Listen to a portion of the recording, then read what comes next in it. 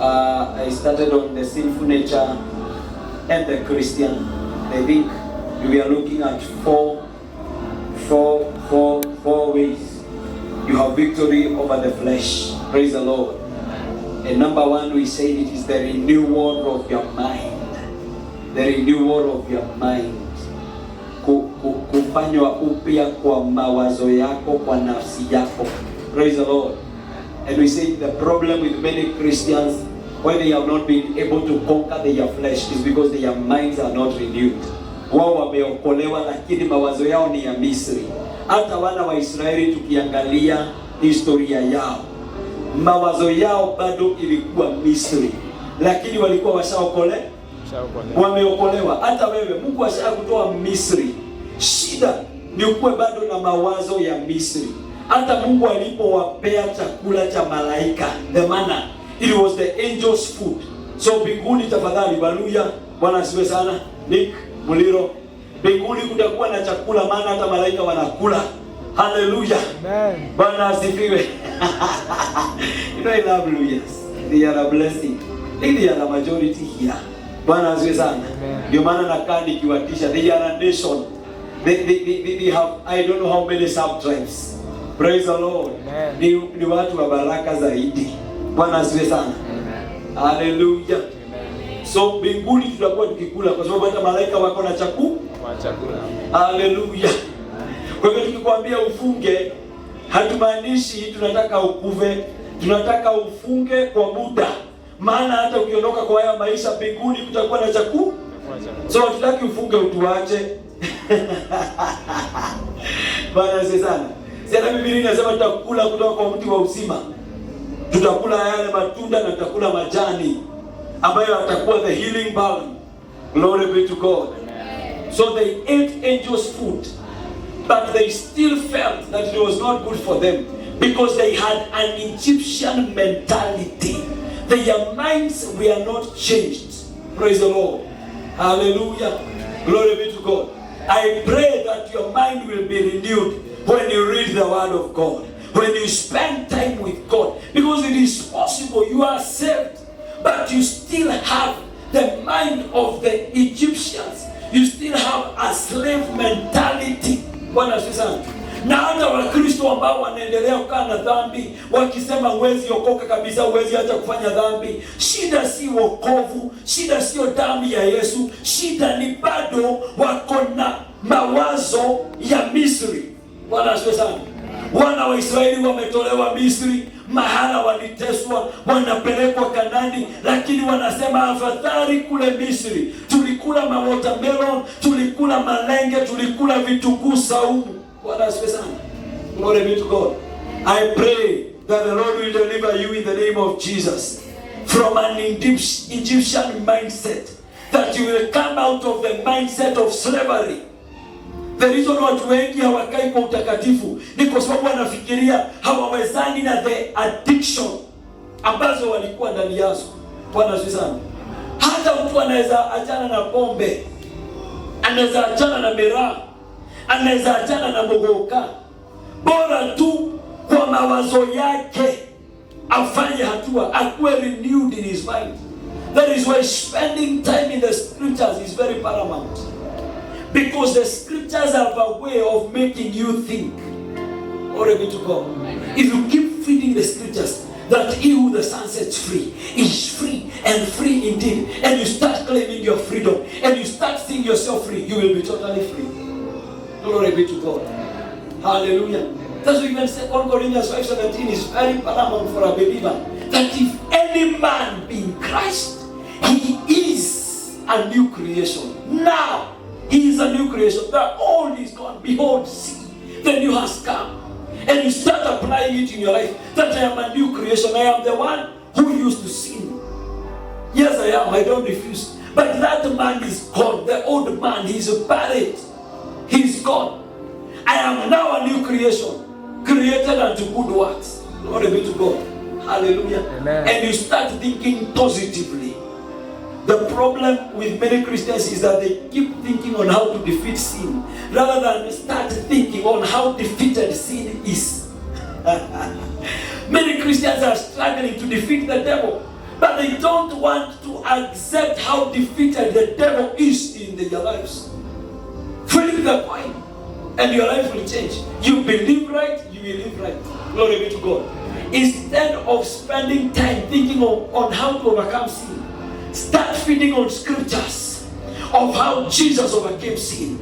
Start spending time with Jesus who overcame sin. Let me tell you what will happen. You will overcome sin. Glory be to God. Amen. Hallelujah. Instead of trying to understand which demons.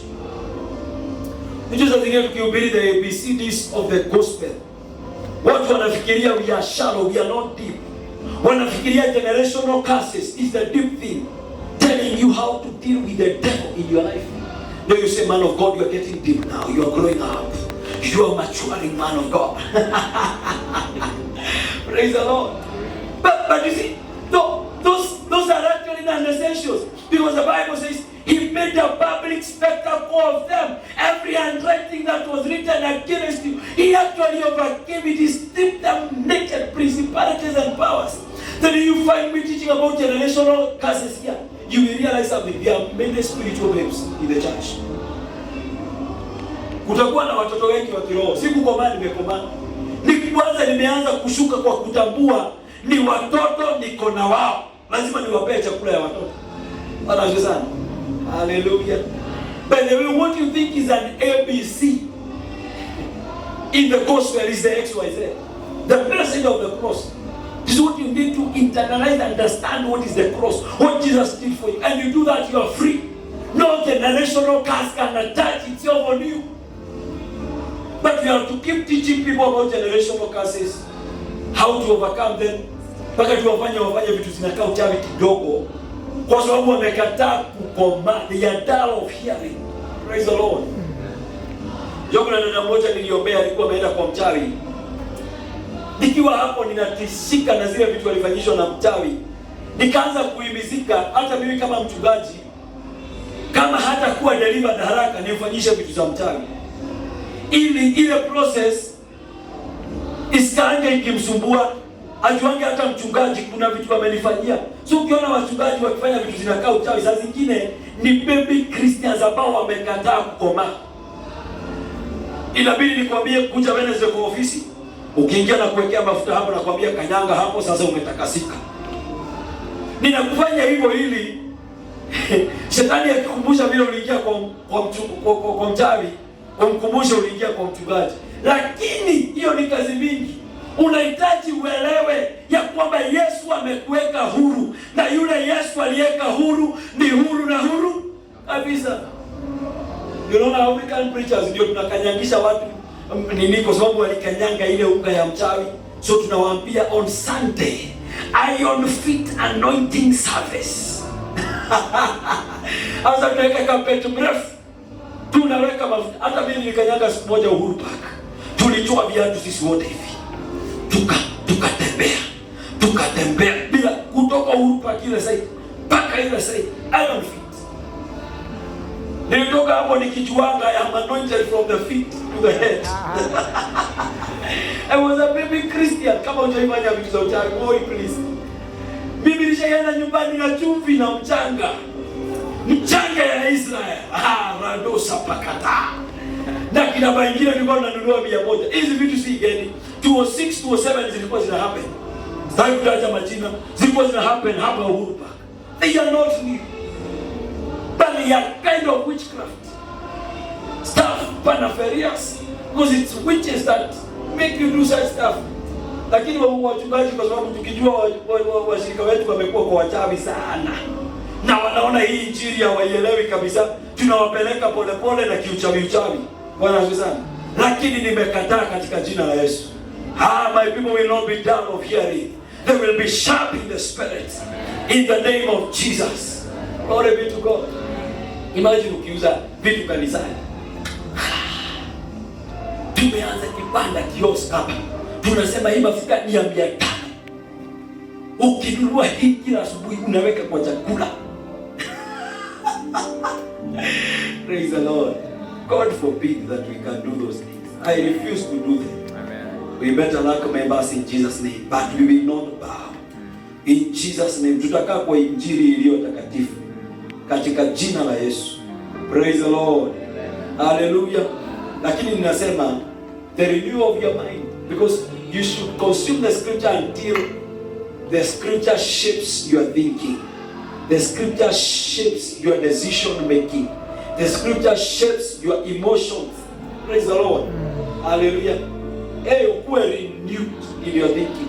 Even if utaachana na dhambi. Number 2 tukasema growing in the knowledge of God. The more you grow in the knowledge of God, the more you get a revelation of who God is. By the way, the Bible says that 24 elders bow, and every time they bow, they say, holy, holy are you, Lord God. By the way, do you know they don't bow and say holy because it is religious to say holy in heaven? No. They say holy. Holy means perfect. Because every time they bow and they raise up and they see Him, they see a new dimension of Him. And they say, holy, holy, holy are you, Lord God. That's why even though Isaiah was a prophet, and you can't be Isaiah, the guy who has written the largest book in the Bible, 66 chapters, like a prophetic book. Because the book of Psalms, you can't say it's the largest, because it is written by many people. There is one written by Asaph, another one written by, praise the Lord. Hallelujah. Another one by Ethan, another, by many guys. And Isaiah, he saw God. He was a holy man, but when he saw God, he saw His holiness. He understood my righteousness is as filthy rags. It is in Isaiah 64:6 that we find whereby he says that all our righteousness is like filthy rags. Imagine, he was living a righteous life. But when he saw God, he realized, I'm not righteous yet. There is something that is remaining. I need Jesus. My righteousness, not my sin, not my weakness that believers today are keeping on telling us, Pastor, you cannot judge me, it is my weakness. Men are my weakness. Mimi sisikizanangi na wasichana. Mimi nasikizananga na waduku.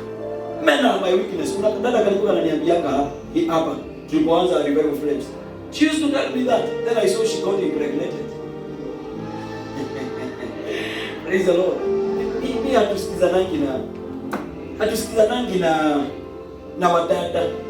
Ni kama damu yangu inakatananga na wadada. Wewe umeupiwa ndugu mmoja, usikizane na yeye. Hawa wengine ni strangers. Bwana asifiwe sana. Umeupiwa dada moja ndugu. Acha kusema ati wewe usikizanangi na mabro. Ati wewe ati it's my weakness. No, it is not your weakness. Check it right. Sasa Isaiah hakuwa anaongelea mambo kama hizo. Ati singing a red bill is my weakness. No. He was a holy man, a righteous man. But when he appeared before God, he realized his righteousness is as filthy rags. Inakaa vitambaa vichafu. Sitaki kusema vile Biblia yangu inasema nisikuchafue. Bwana asifiwe sana. Lakini inasema vitambaa vichafu. Bwana asifiwe sana. Filthy rags. It is Isaiah 64:6, right? What happened to Isaiah? He got a new dimension, a revelation of God. But then there is a holiness you are exercising right now, but it is not yet holiness. You need to continue growing in the knowledge of God. And then you realize, what? So I'm still sinning. Praise the Lord. So I'm still not right with God even though I'm serving God. That's why you need to keep growing in the knowledge of God. There is grace and peace. That is Jesus.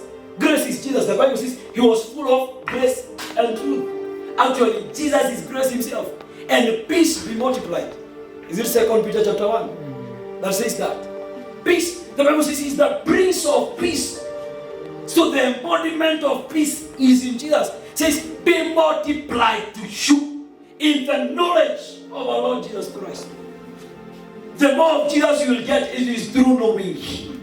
That's why spending time with Him, reading the scriptures, analyzing them, studying them is very paramount. Because the more you grow in the knowledge, it is not the head knowledge, it is the revelational knowledge. Because we have the Rema and the Logos.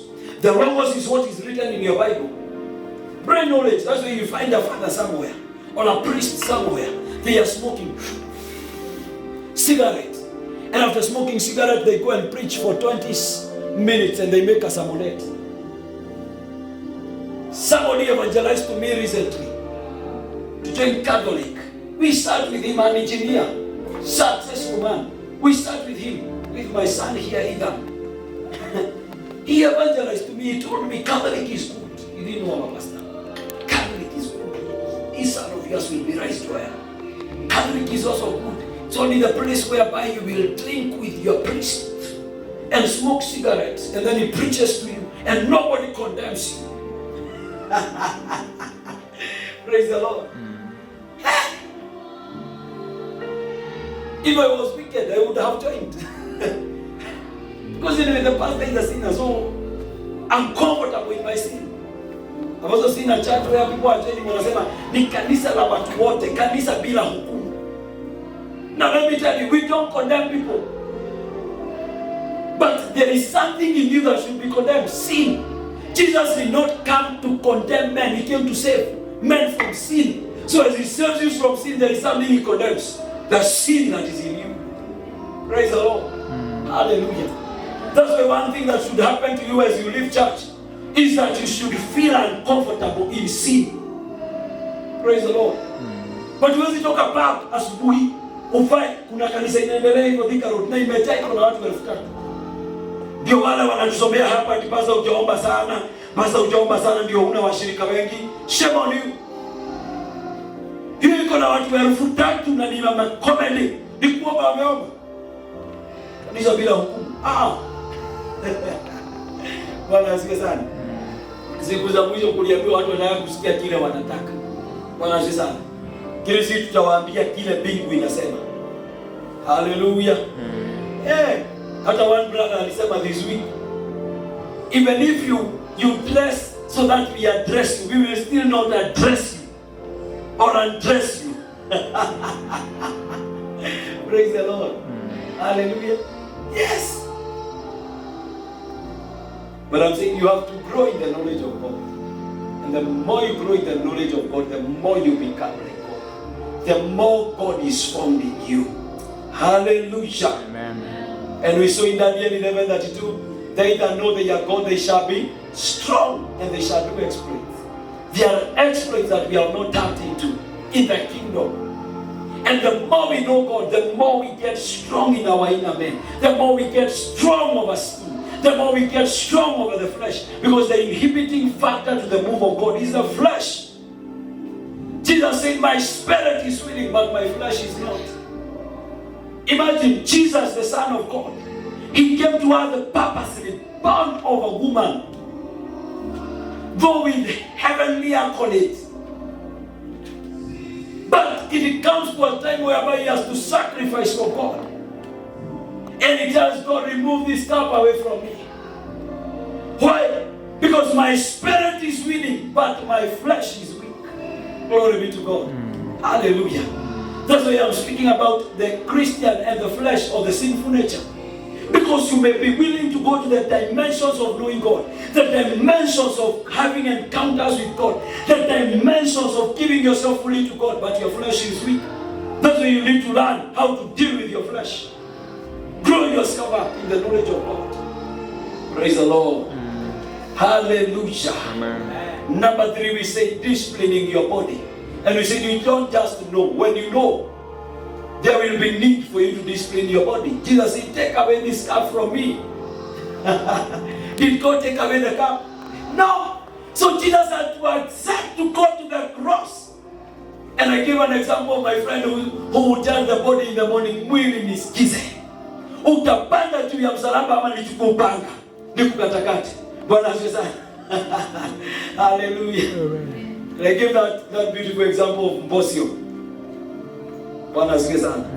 Namleta siku moja awahubirie, utacheka mpaka uanguke chini. Bwana asifiwe. Hallelujah. And we saw that he who has suffered in the flesh has ceased from sin. So the body, the flesh of Jesus was not willing. His spirit was. He was willing to die for you. But the body that he was in, this flesh, earthen thing. That's why we say when you pray, our Father who art in heaven, hallowed be thy name. Your will be done on earth. Don't think it's the earth, the cosmos. No, it is this earth. Because if the will of God is done on earth, the will of God will happen in your life. But the will of God will not happen in your life until you deal with this earth. So Jesus tells God, please remove this cup from me. But God doesn't. He has to suffer in the flesh to overcome sin. Because he was going to the cross to overcome sin eternally for you and for me.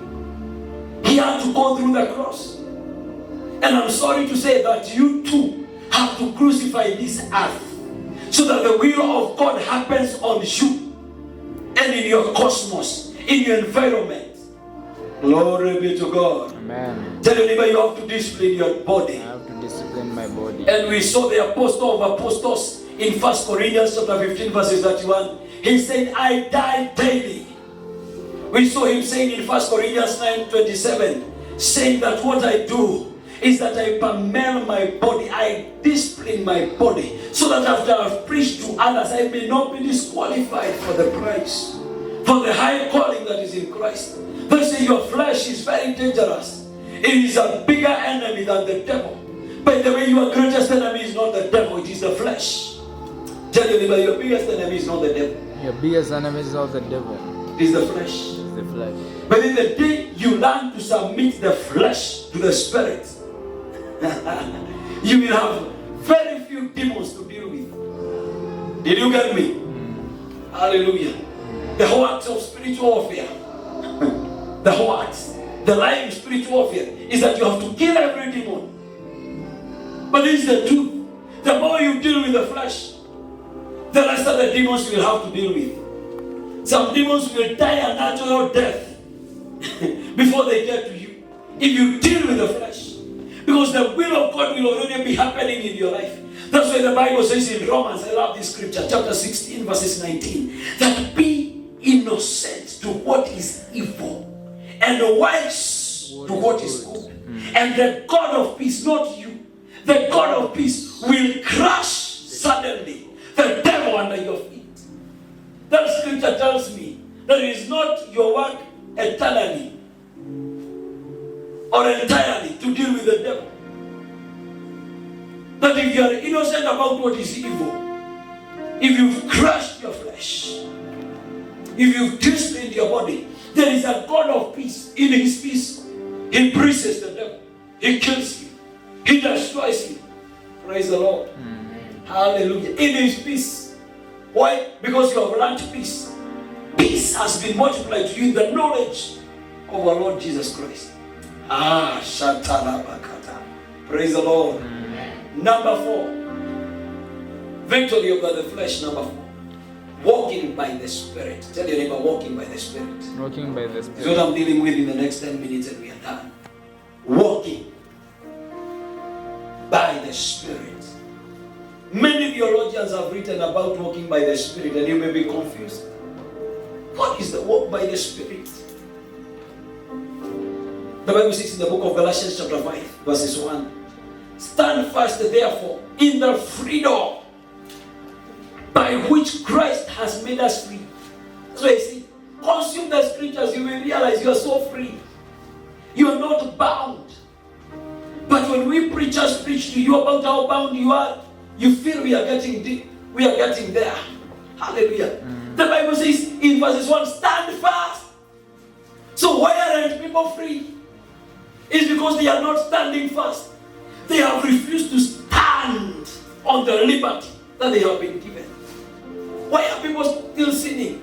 Yet they are Christians. Until we think it is not what to sin. Praise the Lord. Amen. Kanasikia pastor ni Mungu, hata pastor ni mwanadamu. Hata pastor akifanya dhambi, tusikia mezazaa huku nje. Unasikia mtu akisema si hata pastor ni mwanadamu. Ni ukweli, lakini kuna uhuru amepewa, anafaa asimame juu ya ule uhuru. The Bible says, stand fast therefore in the liberty by which Christ has made us free. So Christ has set us free. But it is your responsibility to stand in that freedom. To say, I refuse to sin. by grace, and therefore sin has no dominion over me. Therefore I have dominion over sin. I am not cursed. Even though I see generational curses around me and around my people. Why? Because Galatians 3:13 is a rhema to me. It says that he became a curse, that I may be called the blessed of God. Therefore no curse operates over me, because he's already become that curse. Amen. Now you are standing on the liberty. You are standing on it. You are standing. Standing.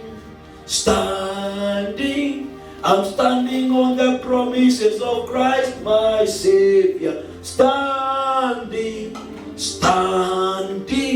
I'm standing on the promises of God. The Bible says the promises of God are yes and amen. Glory be to God. Amen. But sometimes we think it's a cliche. And the promises of God are yes and amen. When I'm doing my exam, I will not fail. Even on your generational curse, even in matters sin, there are promises, precious promises that have been made concerning your victory over the flesh. That's why you should conquer the flesh. Praise the Lord. Amen.